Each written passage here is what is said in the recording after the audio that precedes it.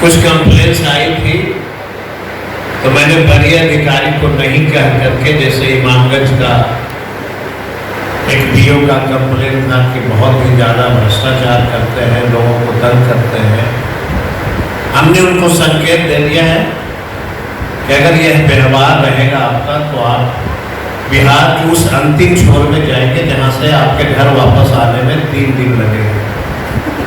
यह भी हमने संकेत दिया है उनको।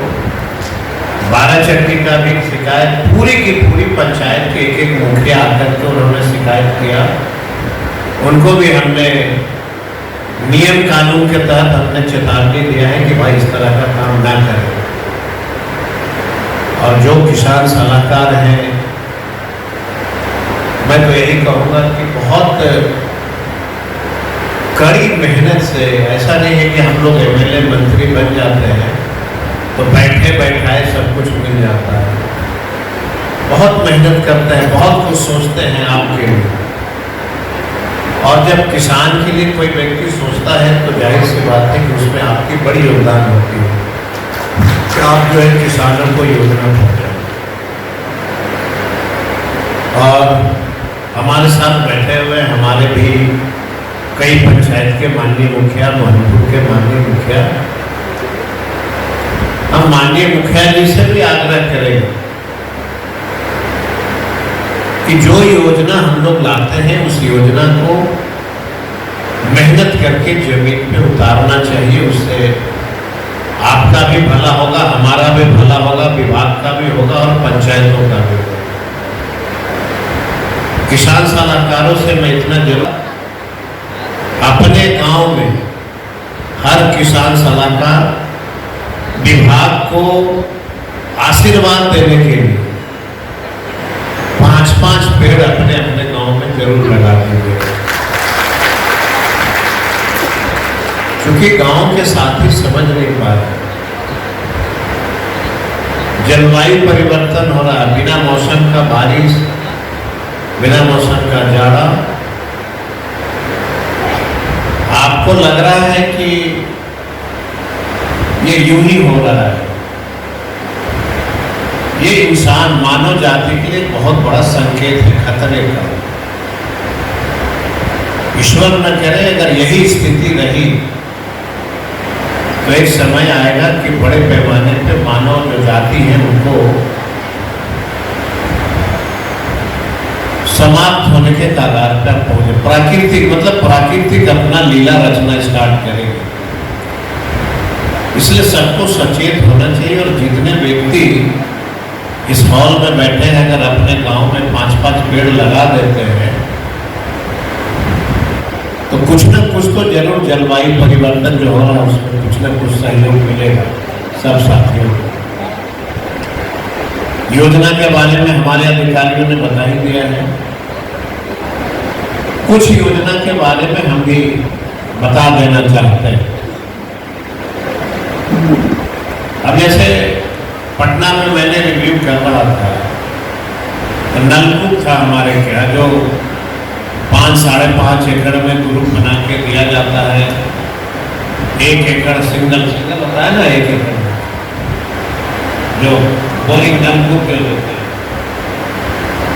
1 एकड़ में सिंगल और 5.5 एकड़ में 5 व्यक्ति का समूह। वो जो हमने देखा गया जिला में, इतनी पैसा सरकार देती है, आखिर इसका फायदा किसान क्यों नहीं उठा पाते?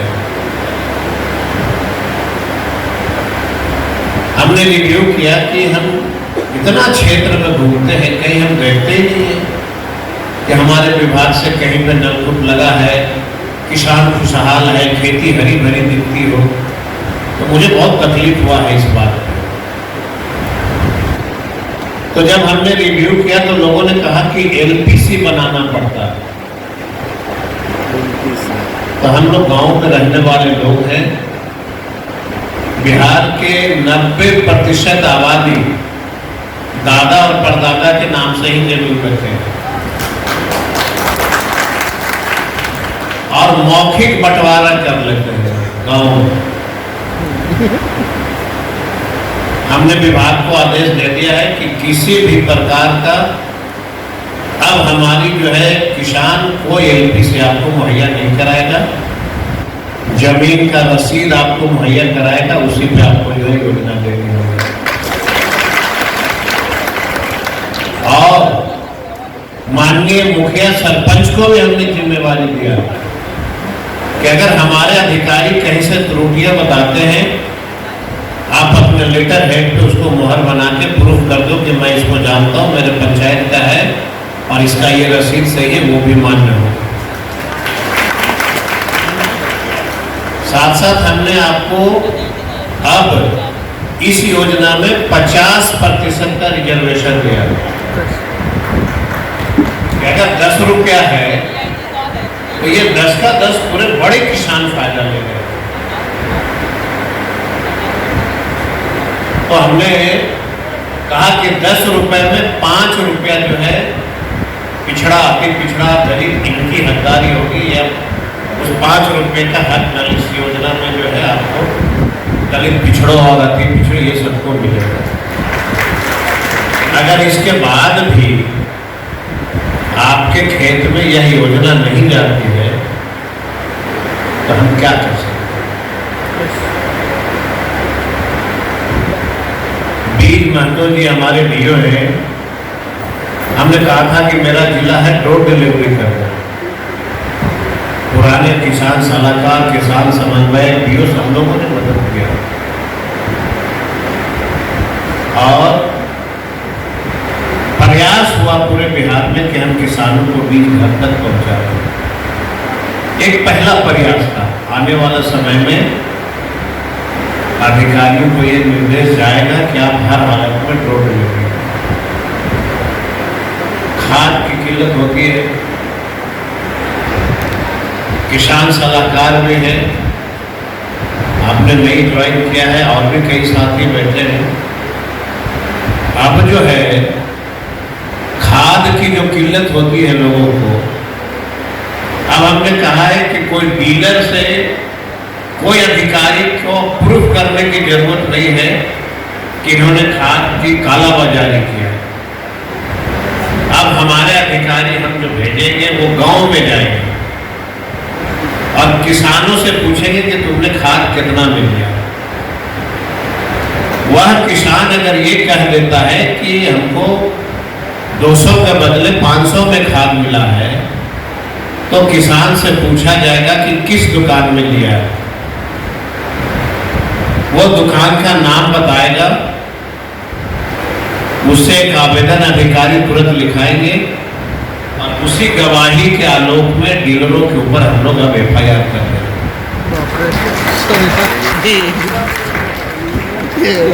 पहले था कि भाई अधिकारी भी बचाना चाह रहे होंगे, डीलर भी मनमानी कर रहे होंगे, अब किसान जो है उनके गवाही पे ही FIR तय होगा। ये हम लोगों ने निर्णय लिया है। बहुत सारी योजनाएं हैं।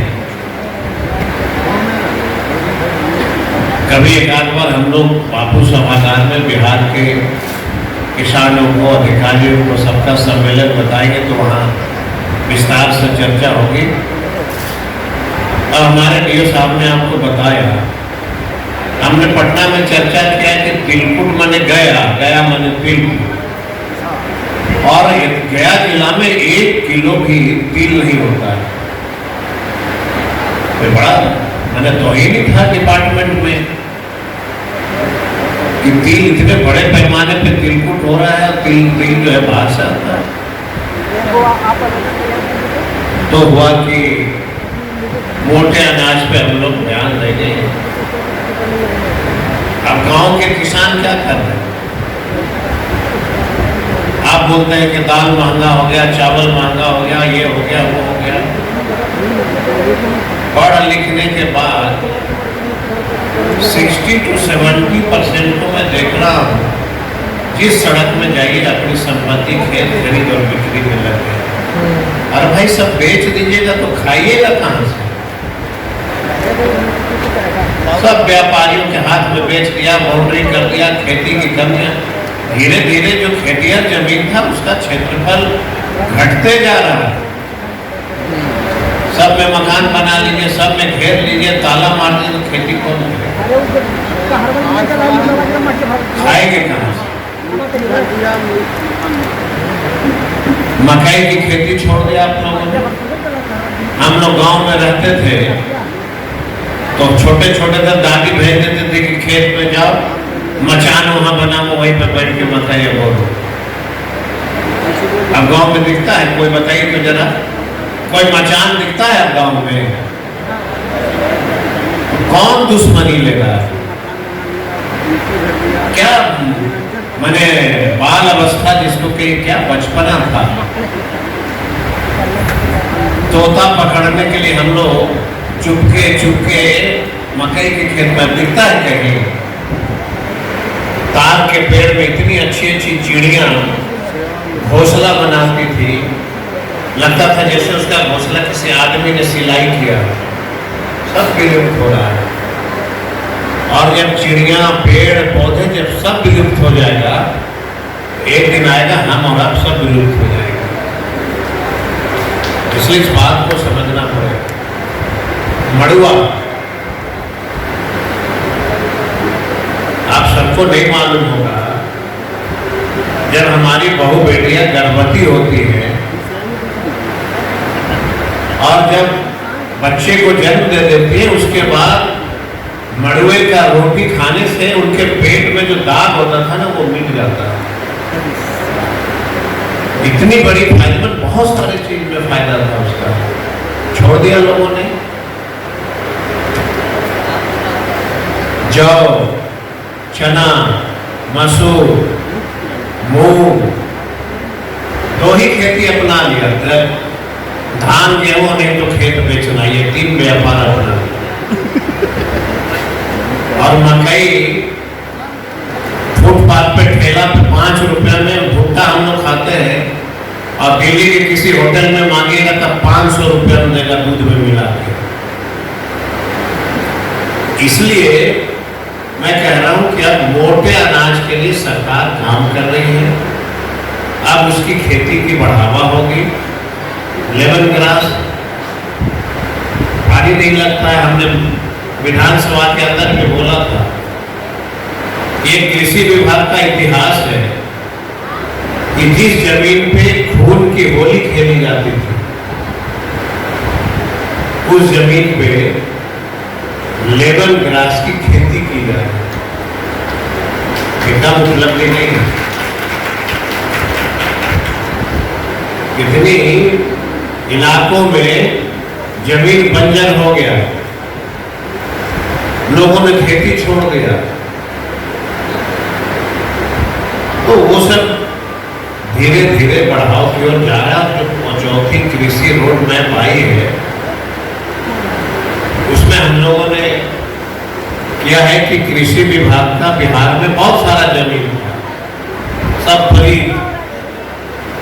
अब हमने डीओ को कहा कि भाई उसमें बीज उत्पादन करिए। तब तक मुखिया जी का इलेक्शन आ गया, सब अधिकारी ड्यूटी में चले गए। तब तक पूरा खेत का जो है बीज जितना था सब भैंस खा गया, पैसा भी गया। अधिकारियों को जो है परिपत्र क्या भरा गया कि तुम्हारा खेत चर कैसे गया जानवर। तो भाई वो तो मुखिया, विधायक, एमपी के चुनाव में चले गए तो चले गए। तो इसमें बेचारे अधिकारी भी पीस जाते हैं। हमने कहा कि अब ये सब बंद करिए। पीपीपी कोड पे वैसे किसान यहाँ ट्रेनिंग लेके बैठे हैं, वैसे किसान जो देश दुनिया में इतिहास रचा हो बीज उत्पादन से लेके किसी भी चीज में, हम पूरी जमीन उनको लीज पे दे दें। उत्पादन के लिए आधा बिहार सरकार को दीजिए, किसान को देंगे, आधा आप बेचिए। तो बहुत सारी योजनाएं हम लोगों ने बनाया है और उस पर हम लोग जो है काम कर रहे हैं। और सब किसान सलाहकार अधिकारी, कई बार मैंने मीटिंग में कहता रहा हूं कि अधिकारियों को भी नहीं डरना चाहिए सुझाव देने। हम एग्रीकल्चर फील्ड से तो है नहीं, जितना समझ सकता हूँ किसानों के लिए गांव में घूमता हूँ तो करता हूँ। अधिकारियों को भी फीडबैक देना चाहिए कि हम किसानों के लिए क्या करना चाहिए, जिसमें जो लीकेज का मामला आता है किसी योजना में, वो लीकेज में कैसे सुधार, सबसे मैं सुझाव मांगते रहता हूँ, देना चाहिए। जो अधिकारी हैं हर अगर उनके बारे में भी जानेगा तो कहीं न कहीं वो भी किसान के बेटा है। कोई तो ऐसा अधिकारी नहीं है जो किसान का बेटा है। एग्रीकल्चर कॉलेज में भी हमने क्या तो हमने कहा कि सभी छात्र छात्राओं से मिलेंगे, मीटिंग हमने बुलाया। प्रिंसिपल साहब ने कहा कि सर ये ऐसा एग्रीकल्चर कॉलेज है कि हॉस्टल से गुजर जाइएगा एक आवाज नहीं आएगी। तो फिर हमारी बारी आई, हमने कहा कि कहीं न कहीं ये आपका जोर जबरदस्ती, बताइए जहां छात्र पढ़ेगा वहां आवाज नहीं रहेगा, हल्ला नहीं होगा। तो बहुत सारी चीज का हमने सुझाव दिया, खेलने से लेके कूदने से लेके टीवी है, वाईफाई है, सब हमने कहा कि उसको लगाओ। वो पढ़ के जाएगा तभी तो किसान का काम करेगा।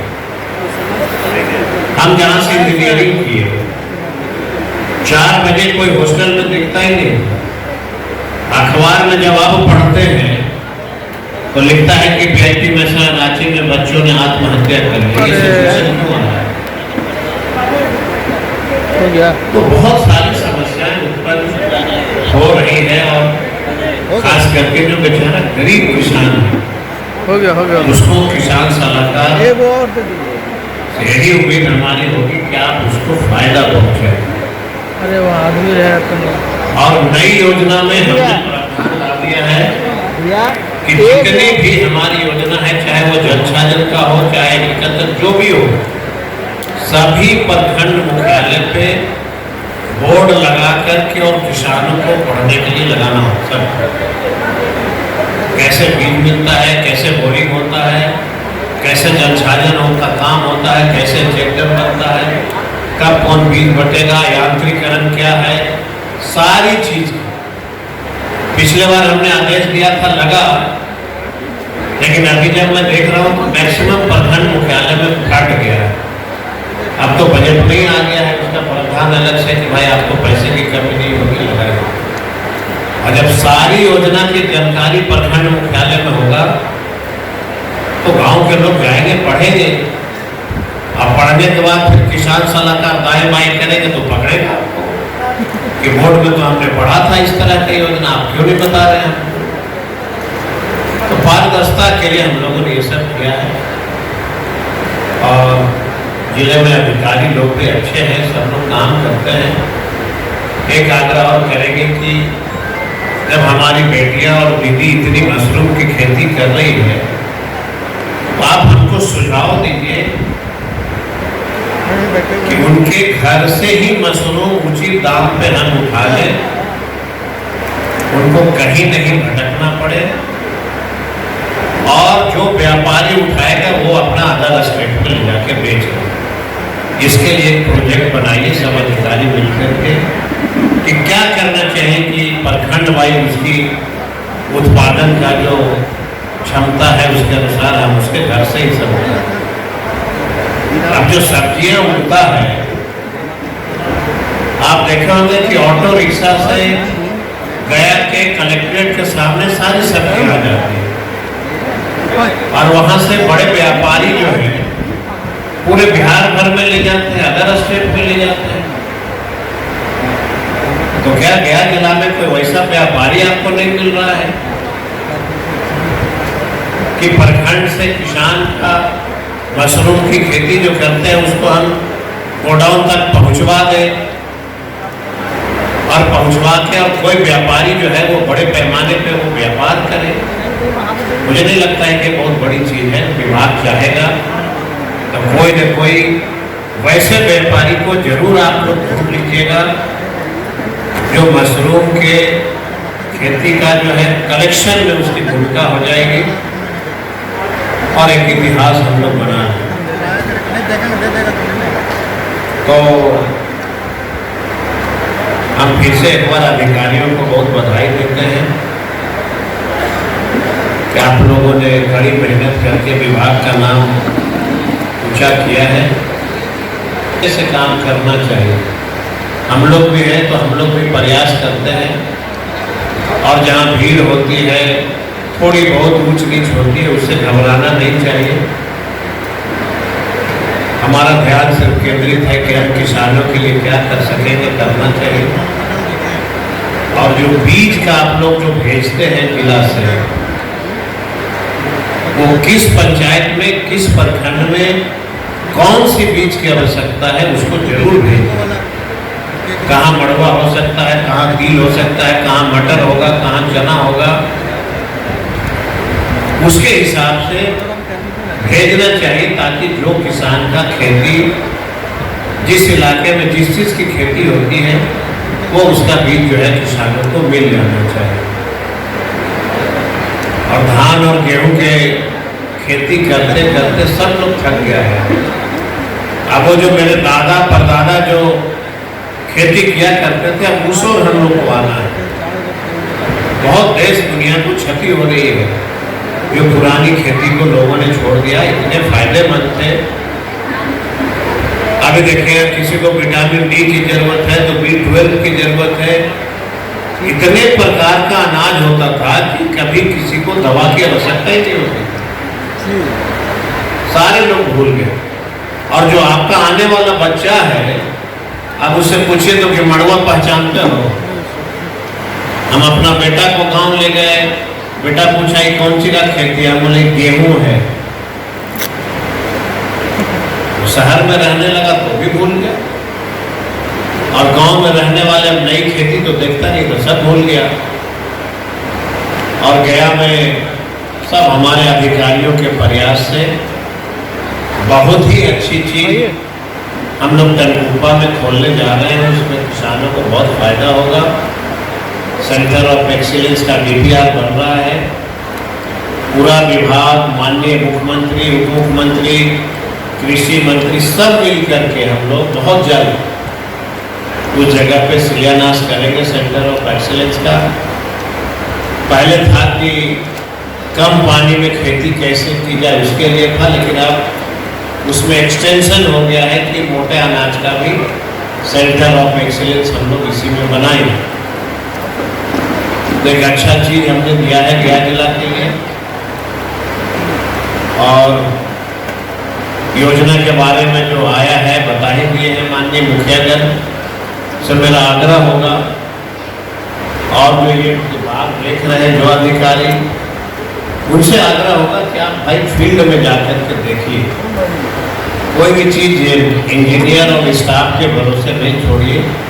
विजिट करिए कि कहाँ पे क्या दिक्कतें हो रही है, उसको बताइए, समझाइए, और जितना जल्दी हो सके उसको करिए।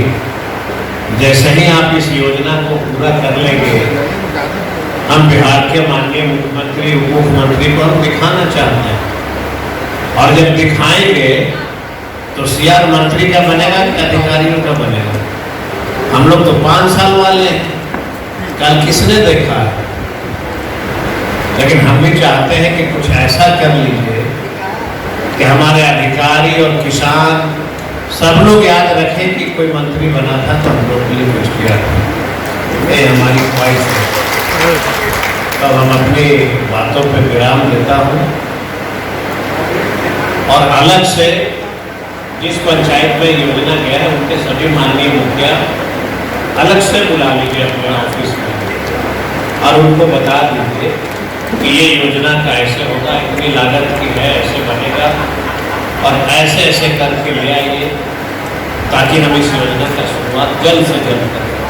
क्योंकि ये सभा में है, बहुत सारी चीज़ हो सकता है वो नहीं समझ पाए होंगे, तो आप उनको फिर से एक बार बुलाइए अपने ऑफिस में, और बुला करके जितने पंचायत हैं इसमें पूरी विस्तार से इनको जानकारी दीजिए, और कृषि विभाग की भी जानकारी देनी चाहिए।